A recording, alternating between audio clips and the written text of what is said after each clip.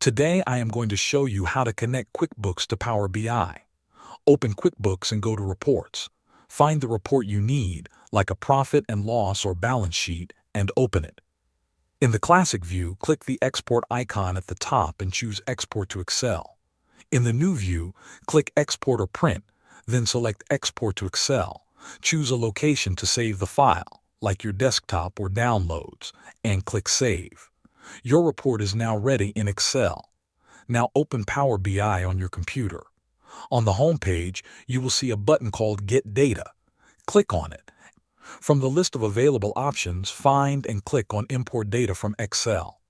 This will open your File Explorer, allowing you to navigate to the folder where you saved your QuickBooks report. Select the Excel file and click Open.